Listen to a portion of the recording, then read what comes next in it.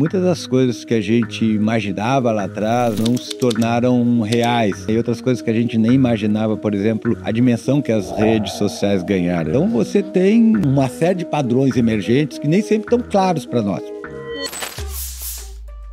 Eu vivi praticamente todas as mudanças tecnológicas até aqui. Sim. O início da internet de escada, banda larga, o celular 3G, 5G. O analógico, fita cassete, DVD, tudo. Eu vivi um pouquinho de tudo. E eu sinto que, às vezes, a minha cabeça precisa parar um pouco, sabe? De tanta informação. Como é que tu vê o comportamento das pessoas hoje em dia recebendo tanta informação com a internet, com essa mudança da inteligência artificial, tudo acontecendo muito rápido? Eu tô curioso para ver como é que a gente vai se adaptar em relação a isso, né? Mas eu acho que com a inteligência artificial isso tende a mudar um pouquinho. Eu diria que, por exemplo, muitas das coisas que a gente imaginava lá atrás não se tornaram reais, né? E outras coisas que a gente nem imaginava, por exemplo, a dimensão que as redes sociais ganharam. Eu não sei se as pessoas imaginavam o quanto que elas iam se transformar nisso que elas são hoje, né? A ponto de influenciar políticas em determinados países, a ponto de a gente ter escândalos como o da Cambridge Analytics, né? Então você tem uma série de padrões emergentes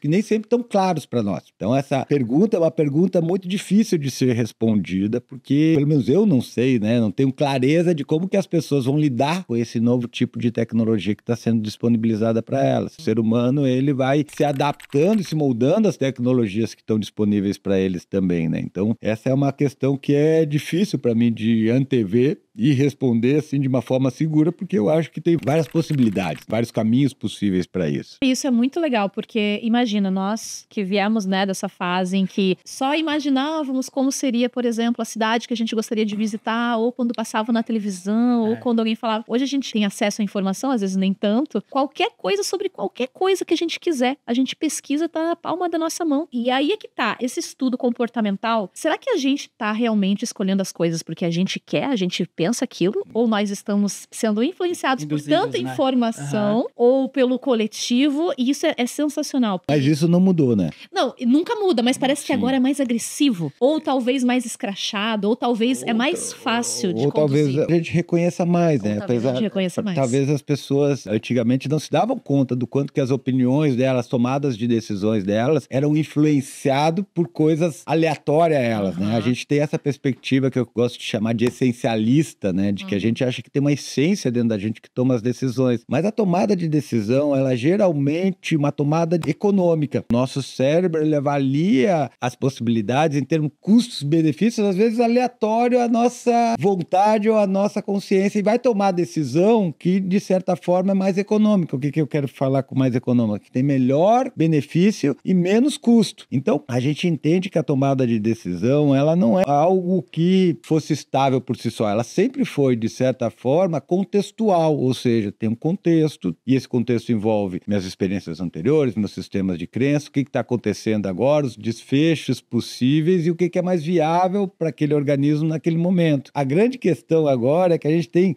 muito mais informação e, teoricamente, mais informação deveria embasar uma decisão mais segura. Exato. E não deveria ter mais exemplos para poder pensar. Né? Isso, mas isso não necessariamente é verdade. A tomada de decisão, ela pode, inclusive, em alguns aspectos, deixar com uma sensação de dubiedade. Será que eu escolhi certo? Nossa, será que eu escolhi adequado? Na face de tantas informações, por exemplo, você vai escolher alguma coisa, daí você tem a utilidade daquilo, o preço, a cor, se tal não tá na moda, o lugar que você vai, que você não vai para comprar uma roupa, né? E daí você tem uma diversidade de possibilidades. Aí você escolhe uma, mas às vezes você sai lá com a sensação de que escolheu errado, que devia ter escolhido o outro. A tomada de decisão, ela não para no momento da escolha. E aí vem aquele sentimento de escolha errada, ou que às vezes a gente chama de arrependimento, né? Ou seja, as outras possibilidades também eram boas, ou talvez fossem até melhores, quem sabe. Então são coisas que muitas vezes acabam gerando mais insegurança do que mais segurança. O excesso de informação, de certa forma, ele, dependendo de como que ele é gestado, ele pode sim trazer um pouco de ansiedade e, em alguns aspectos, mais dúvidas do que certezas. E eu não acho que ter dúvidas é ruim. De forma forma alguma. Certo, de maneira alguma, né? Porque eu costumo dizer que a gente não tem que se preocupar com as nossas escolhas. A gente não tem que se preocupar com lidar com as nossas escolhas. A gente tem que se preocupar de lidar com as consequências das nossas escolhas. Então a pergunta é, eu consigo lidar com os resultados ruins e bons, obviamente, mas geralmente a gente dá uma atenção maior para os ruins, né, das minhas escolhas? Essa é a pergunta que nós temos que fazer, certo? Porque as nossas escolhas, geralmente, elas já estão sendo feitas, às vezes, antes de que a gente tenha total consciência delas. Esse é o aspecto importante. Quando eu falo para as pessoas que a gente não tem livre-arbítrio, as pessoas se manifestam e brigam, é exatamente disso que eu estou falando, de que nem sempre as nossas escolhas, elas estão claras para a gente em termos de qual foram os valores que foram determinantes. E quando eu uso a palavra valor, é muito importante, porque o cérebro é uma estrutura que ele dá valor para as coisas, ele agrega valor nas coisas, e esse valor que ele agrega nas coisas vai ser determinante para as escolhas. E esse valor também não é um valor rígido, normalmente, é um valor flexível, que dependendo da situação, ele pode ser mais alto ou mais baixo. Então, é muito difícil, de certa forma, a gente ter plena consciência de todos os aspectos que estão envolvidos nas nossas escolhas, né? E é para isso que a gente faz, de certa forma, psicoterapia, para entender um pouquinho